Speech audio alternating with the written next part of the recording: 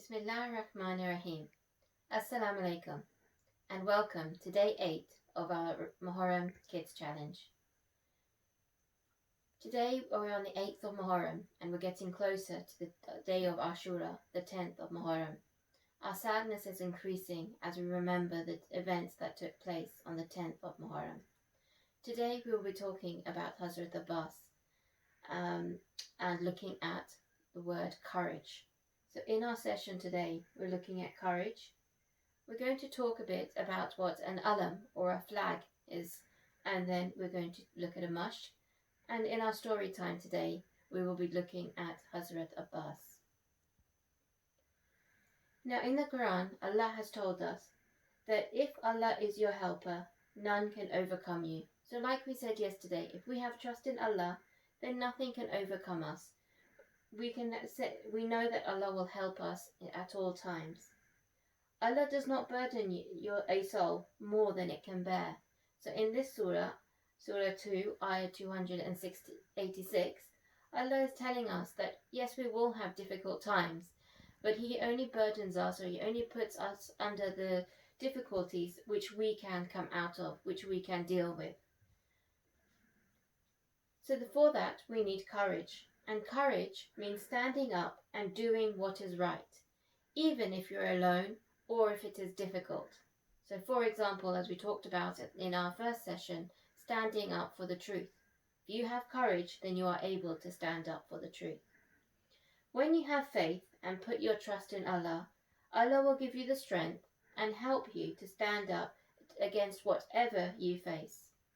So in our daily lives, we face difficulties. So even just these days with the coronavirus, it has been a difficult time.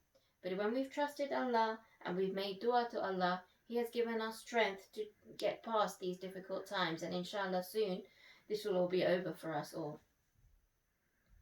As humans, we might look quite weak, but actually we are very strong. So to demonstrate this, I have a demonstration to show you. So a piece of paper is weak. Yeah, it looks very weak. Alright, so it doesn't look like something very strong. Do you think that this piece of paper can hold a pile of books? Well, let's see. So I have a piece of paper here, and all I've done is rolled it up and just taped it there. So this is still the same piece of paper.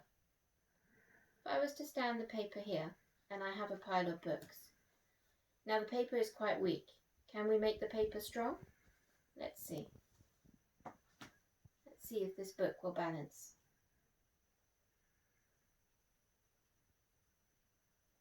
Okay, so as you can see, this weak paper is quite strong and it can hold the weight of a book. Just like us as humans, we may seem weak, however, we are strong. And if I kept going, you can see, maybe you can try this out at home, see how many books you can pile up on this piece of paper, to show that even though we may be weak, we are strong. So remember that. We're all strong and we can all have courage. When Allah is our helper, nothing can overcome us. So we have the greatest belief that anyone could ever have, in that we have Allah subhanahu wa ta'ala who helps us at all times and can help us overcome any difficulty. Now that's what happened in Karbala. And when we look at the stories, we realize how much courage the people that were in Karbala had. And one of the examples of a lot of courage is Hazrat Abbas. Hazrat Abbas was the son of Imam Ali alayhi salam. And Imam Ali alayhi salam was known as the lion. He was so strong and so brave. And people would say that Hazrat Abbas was just like his father. He was able to fight and kill many people in battles. He was a very powerful man. Unfortunately, that's how things worked out in the event of Karbala. He didn't actually get to go to the battlefield, and he was actually killed in a different way, which we will look at in the story today. But how Hazrat Abbas is remembered is by his alam, or you might call it a flag. Hazrat Abbas was the commander of the army, of Imam Hussein alayhi salam's army. He was the flag bearer. He would hold the flag, and he would be able to be seen when he was further away. So when he went to get some water from the river Euphrates, he took his flag with him. Now, the idea of the flag, I'll just give you an example, is here in England we have poppies in November, on the 11th of November. Now, that is just a symbol to remind you of those people who died in that war, in the world wars. So just like that, something similar, we have alams which remind us of what happened in Karbala, and it's something to signify and remind us and make us remember of what happened. It can be a flag like this, and some places, some countries have alams like this, where they have the palm of the hand with something with some words on, usually saying Hazrat Abbas or Ya Hussein. Now, another word that you might come across in majalis when you listen to majlises about Hazrat Abbas or Karbala is you might hear the word mushk. Now, a mushk is just like a water flask in which it was made out of fabric or animal skin, and it would be able to fill and contain and hold water. So just some examples here. So just wanted to go through those words so that you know when you listen to them what they mean. And now we have our story. Our story today is a bit longer, but as we get closer to the 10th of Muharram, there are many events that we need to recall. So have a listen. Today is the 8th of Muharram, and it is a very tragic night. It's the night in which we remember Hazrat Abbas. Abbas, who was Abbas? Abbas was the captain. Abbas was the commander. Abbas, the brave and strong warrior. Abbas, the Alamdar, the flag bearer. Abbas, the truthful, faithful brother. Abbas, the guardian of Kulthum and Bibi Zainab. Abbas, Sakina's dearest uncle. Abbas, the son of al-Banin. Abbas, the lion son of Ali. Abbas was like his father, Ali. He had all the qualities of his great father. Abbas was brave, strong, wise, loving, obedient, and faithful. His father, Ali, on his dying bed, gave Abbas's hand to Hussein and said, "My son Abbas, Hussein is the son of Bibi Fatima. Abbas, you are my son. Abbas, Hussein is your master. You are Hussein's slave. Abbas, take care of Hussein." Since that day, Abbas had fulfilled Hussein's every wish like a faithful slave. Abbas treated Hussein like his master. He always treated Bibi Kulthum and Bibi Zainab with great respect. He followed Hussein like a shadow. Abbas was with Hussein in Karbala. Hussein knew Abbas was like their father Ali, a brave and strong warrior. Imagine a warrior like Abbas asked not to pull out his sword after being treated so badly. That needs great patience. The Battle of Karbala began. One by one, Hussein's companions went to the battlefield and were martyred. Every time a body was brought back to the tent, Abbas went with Hussein and said, "Master, now allow me to go to the battlefield. Enough, master, enough. Let me go and fight those beastly men." Every time, Hussein calmed Abbas down by saying, "No, Abbas, no. How can I let you go? You are the captain of my army. You are my right-hand man. Abbas, you are my support. Abbas, where would I be without you? Abbas, no, no." Abbas became very restless and could not take it any more. Somehow he must get permission to go. Abbas walked to Kulthum and Zainab's tent, but then turned back. He knew they would not let him go either. Abbas walked to Hussein's tent several times and back again. How could he persuade Hussein to let him go? Abbas is restless. Abbas wants permission to fight.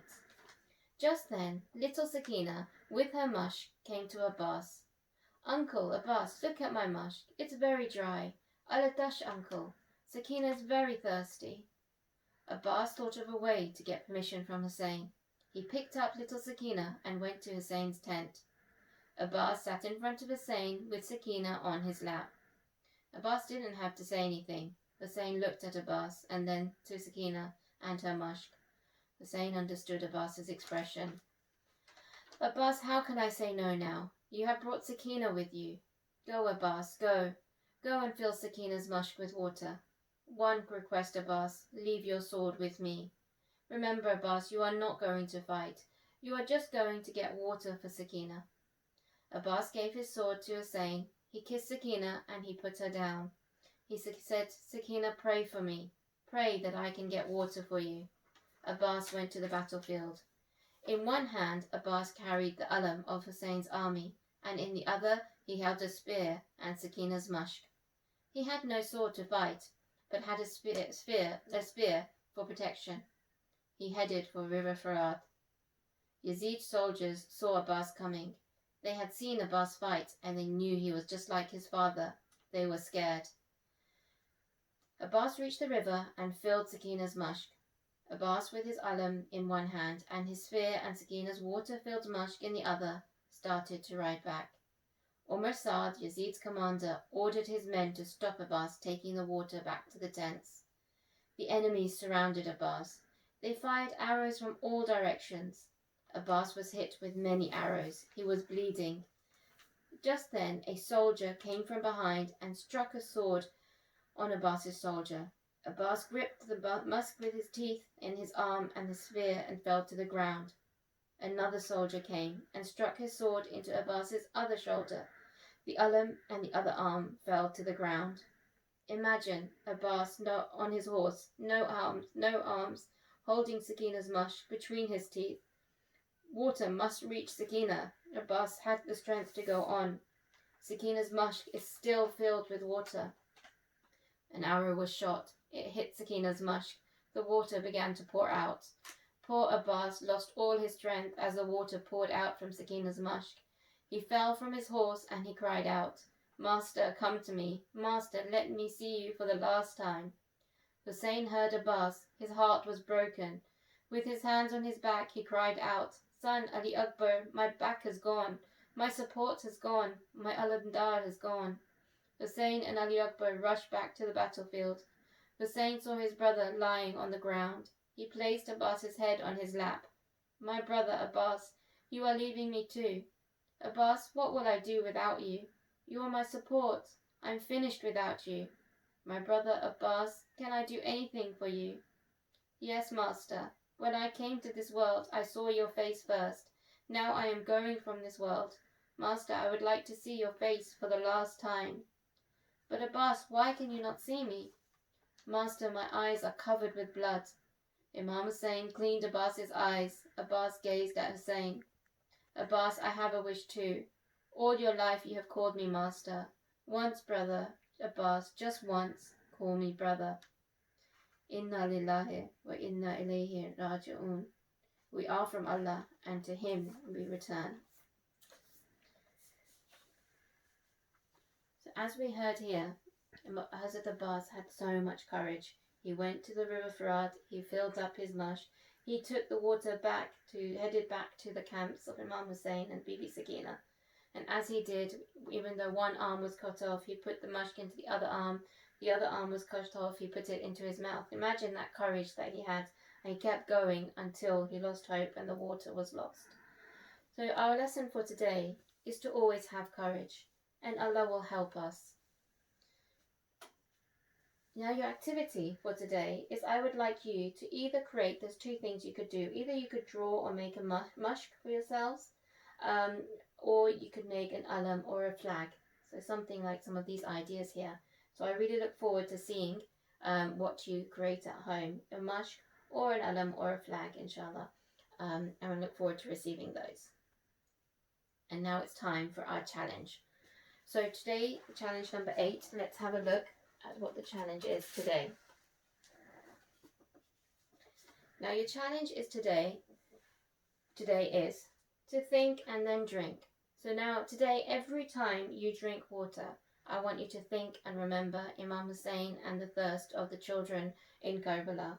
And also during the day, I'd like you to make an effort to give somebody some water. So maybe you can take a glass of water to your parents or your little baby brother or sister. So those are your tasks. That's your challenge for today. I look forward to receiving your activities and your tasks, hearing how you get on with the challenge.